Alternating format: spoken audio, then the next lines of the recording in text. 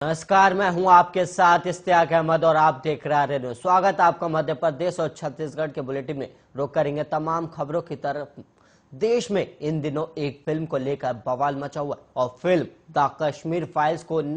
कई बीजेपी शासित राज्यों ने टैक्स फ्री कर दिया और सिनेमा हॉल में हाउसफुल शो भी चल रहे हैं। और इसी कड़ी में छत्तीसगढ़ में भी बीजेपी ने कश्मीरी पंडितों पर बनी फिल्म को टैक्स फ्री करने की मांग की है। और वहीं छत्तीसगढ़ के पूर्व सीएम डॉक्टर रमन सिंह ने ट्वीट कर कांग्रेस पर निशाना भी साधा। दरअसल पिछले कुछ दिनों से देश में द कश्मीरी फाइल्स फिल्म को लेकर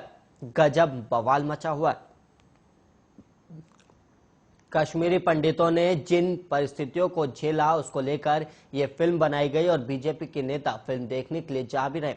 और अब इसी फिल्म को लेकर बीजेपी कांग्रेस को घेरने में जुट गई। और राज्य के पूर्व सीएम और बीजेपी के राष्ट्रीय उपाध्यक्ष डॉक्टर रमन सिंह ने मंगलवार को ट्वीट पर लिखा कि आज अगर छत्तीसगढ़ में बीजेपी की सरकार होती तो आपको कश्मीरी पंडितों के साथ हुए अन्याय को देखने समझने से रोका न जाता और द कश्मीर फाइल्स अब तक टैक्स फ्री हो गई होती। और वहीं कांग्रेस सच से डरती है और एक फिल्म से डरी हुई है। और इधर छत्तीसगढ़ कांग्रेस ने रमन के बयान पर पलटवार किया और कांग्रेस नेता आरपी सिंह ने कहा कि कश्मीर में हिंदुओं को मारा भगाया गया तब सत्ता में बीजेपी की थी और वहीं गोधरा स्टेशन पर 58 हिंदू जला दिए गए तब भी सत्ता में बीजेपी थी और संसद पर हमला हुआ सत्ता में बीजेपी ही थी और कारगिल घुसपैठ हुई तब भी सत्ता में बीजेपी थी। पुलवामा आतंकी हमले हुए तब भी सत्ता में बीजेपी थी और बीजेपी एकमात्र पार्टी है जो अपनी विफलता पर माफी नहीं मांग कर वोट मांगती है।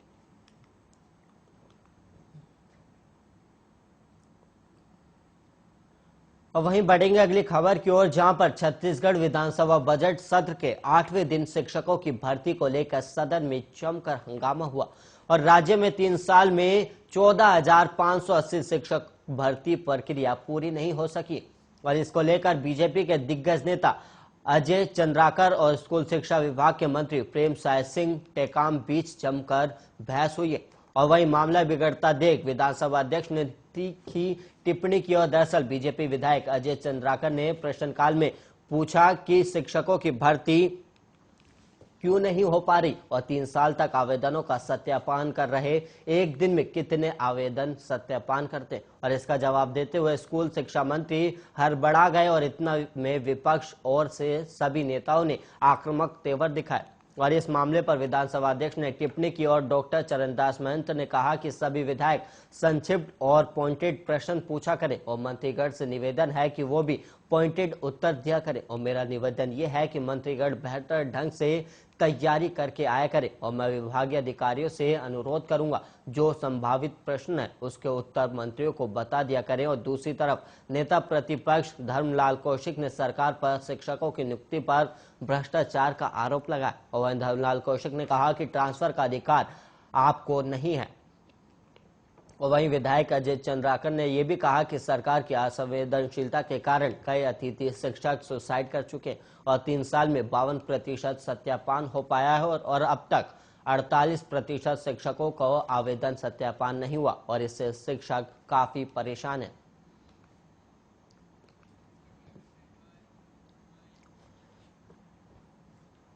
और वहीं मशहूर शायर मुनव्वर राणा ने उत्तर प्रदेश चुनाव में योगी सरकार की वापसी पर यूपी छोड़ने की बात कही थी और अब जबकि प्रदेश में फिर से बीजेपी सरकार बनने जा रही है, ऐसे में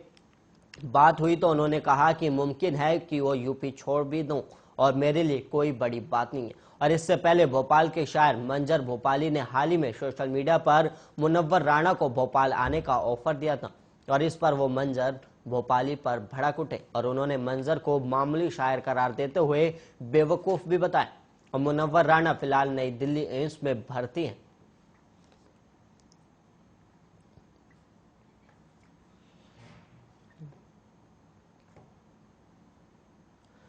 और वहीं मध्य प्रदेश में 12 से 14 साल के करीब 43 लाख बच्चों को 23 मार्च से वैक्सीन लगना शुरू हो चुकी है और इसके लेकर मंगलवार को और स्कूल शिक्षा विभाग ने प्लान भी तैयार किया है। और राज्य टीकाकरण अधिकारी डॉक्टर संतोष शुक्ला के अनुसार इन बच्चों को स्कूल में ही वैक्सीन लगाई जाएगी और स्कूलों में कैंप लगाकर कोरोना से बचाव का टीका लगाया जाएगा। और इसके अलावा आपको बता दें कि 12 से 14 साल तक के बच्चों को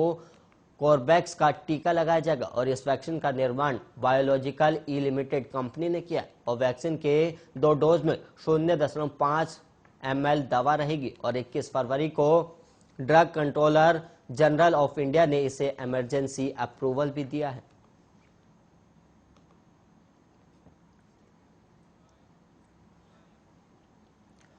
और वहीं छत्तीसगढ़ के जांजगीर चांपा जिले में मेडिकल की आड़ में नशे का कारोबार कर रहे मेडिकल संचालक को पुलिस ने गिरफ्तार कर लिया। और वहीं आपको बता दें कि मेडिकल संचालक के पास से 1584 नशीली टैबलेट मिली है और वहीं मामले जिले के सरागांव थाना क्षेत्र के वार्ड नंबर 12 का बताया गया और जहां रहने वाला मेडिकल संचालक कुलदीप राठौर नशे का एक कारोबार चला रहा था। और वहीं औषधि निरीक्षक और सारागांव पुलिस टीम की संयुक्त कार्रवाई के चलते आरोपी को अब गिरफ्तार भी कर लिया गया है।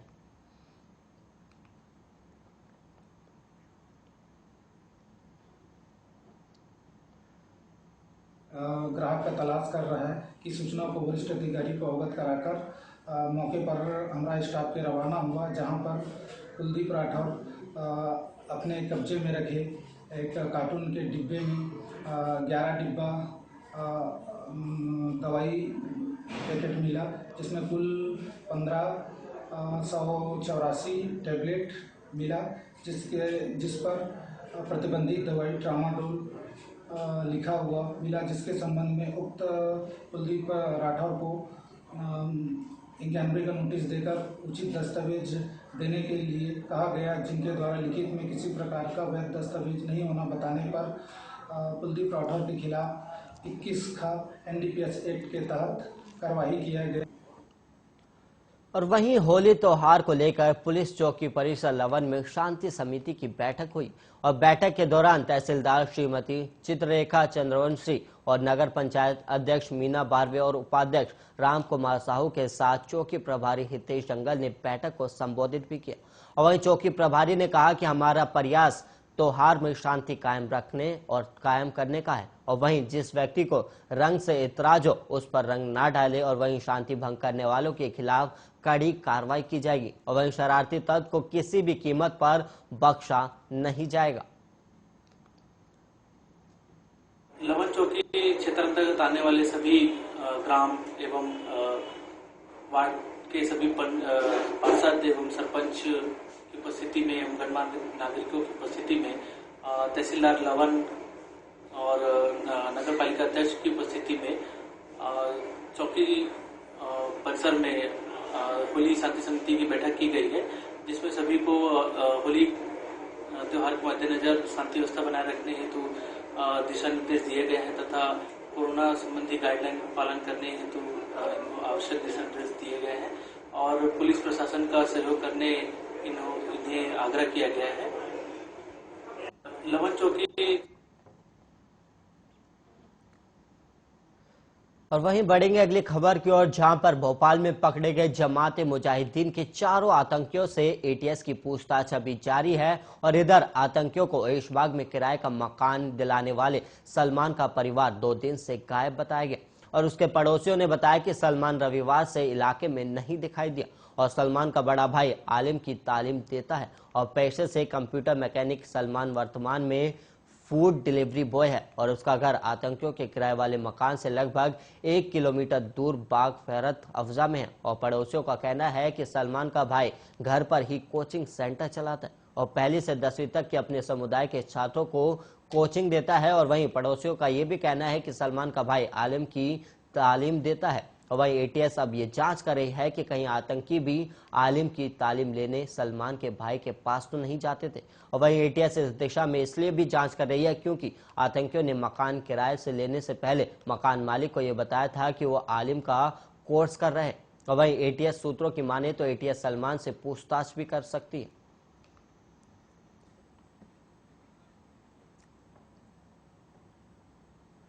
और वहीं मंगलवार को मध्य प्रदेश विधानसभा में व्यवसायिक परीक्षा मंडल और बेरोजगारी का मुद्दा उठा और सरकार ने बताया कि व्यापम को पिछले 10 सालों में 1046 करोड़ रुपए से ज्यादा की कमाई हुई है और इस दौरान तमाम कार्यों में 502 करोड़ रुपए खर्च हुए और वहीं 404 करोड़ रुपए की FD बैंक में जमा है और FD के ब्याज से ये हर साल फ्री में परीक्षा कराई जा सकती है। और कांग्रेस के कार्यकारी अध्यक्ष और पूर्व मंत्री जीतू पटवारी के विधानसभा में पूछे गए प्रश्न पर सरकार की ओर से दिए गए जवाब में ये बात सामने आई। वहीं पटवारी ने यह भी बताया कि सिर्फ भर्ती परीक्षाओं की बात करें तो पिछले 5 साल में से इससे 238 करोड़ से ज्यादा की आमदनी हुई है और व्यापन हर साल कई प्रवेश परीक्षाएं और एंट्रेंस एग्जाम आयोजित करता है और इसमें लाखों छात्र और बेरोजगार युवा शामिल होते हैं और सब रोजगार की आशा में अपने माता पिता से फीस मांगकर परीक्षा में बैठते हैं और बाद में उनको पता चलता है कि जिस सीट या जिस पद के लिए वो परीक्षा दे रहे थे वो तो बीजेपी की सरकार पहले ही बेच चुकी है। और वहीं पटवारी ने कहा कि राजस्थान की तरह यहाँ भी बेरोजगारों से परीक्षा फीस लेना बंद किया जाए, वहीं परीक्षाएं निःशुल्क ली जाए और आगामी परीक्षा में भी शुल्क लेने की व्यवस्था बनाई जाए। और वहीं आपको बता दें कि 2021 से और 22 के आर्थिक सर्वेक्षण में सामने आया कि प्रदेश में इस दौरान 5.51 लाख बेरोजगार बढ़े और इसमें शिक्षित बेरोजगारों की संख्या 1.7% की वृद्धि हुई। और वहीं 2020 के अंत तक रोजगार कार्यालय में 24.72 लाख रजिस्ट्रेशन हुए और वहीं रजिस्टर्ड बेरोजगारों की संख्या 2021 के अंत तक बढ़कर 30.23 लाख हो गई है।